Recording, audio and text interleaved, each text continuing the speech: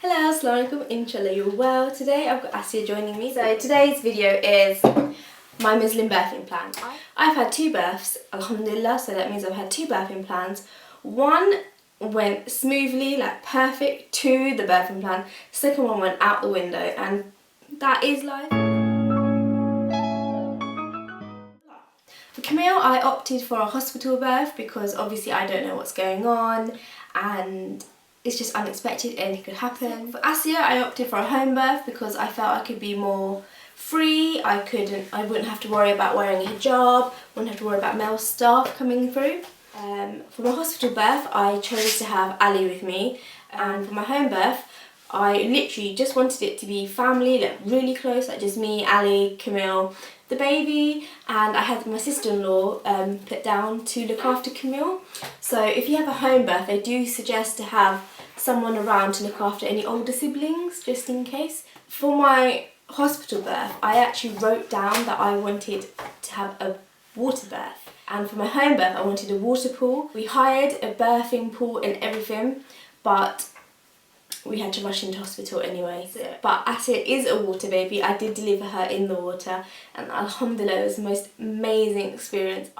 I opted for minimal monitoring during my labour when I was in hospital. That can be seen as quite risky, but I just chose that because I didn't want a nurse to touch me all the time. I didn't want to be examined a lot. I even wrote in my birthing plan that I wanted minimal examination, and I also wrote in my birthing plan for the hospital that I should have as minimal number of nurses or midwives to assist me in my delivery. I didn't want any junior midwives to assist, and I know you hear great things about them, but from a Muslim and Islamic perspective, you should have as few people as possible like looking at your body.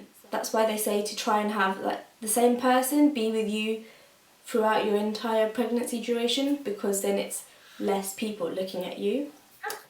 I wanted dim lights, and I wanted Surah Maryam being played because that is the surah that is highly recommended for during labour and birthing. I wrote that I didn't want any male doctors or member of staff to be permitted into my room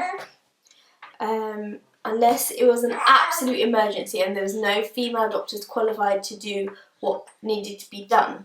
And I know that could be seen as fairly extreme. See, she doesn't like it. You didn't like that, did you? But that is purely for my modesty as a Muslim woman.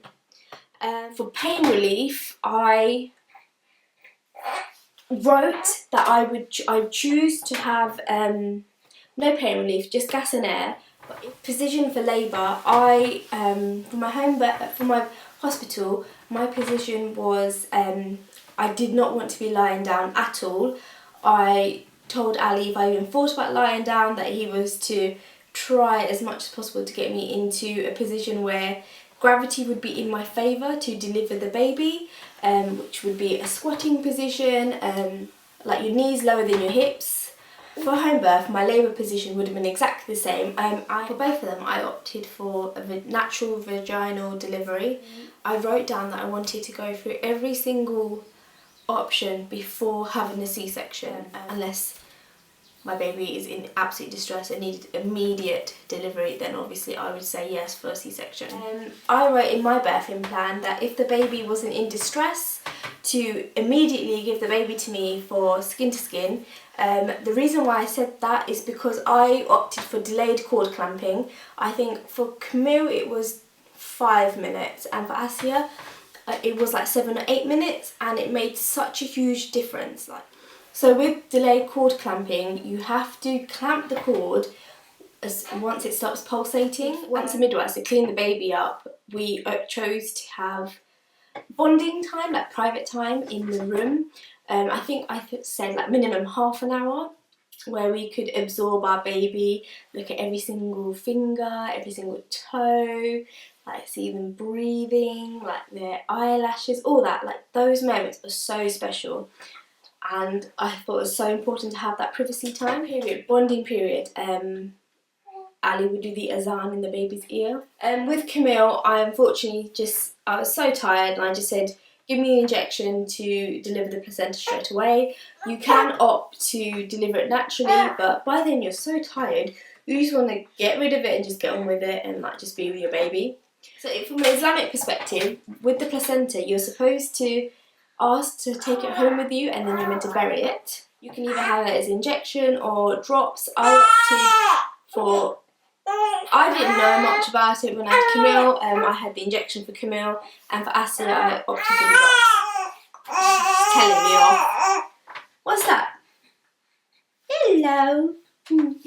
That I wanted to be breastfed for the duration of my time in the hospital, and no formula to be given to my baby during the duration of hospital. My home birthing plan was so easy, so chilled. I wanted a water birth, to be free in what I do, obviously no male presence, but you know, Allah didn't plan that for me though. Inshallah that this birthing plan makes sense. Hi.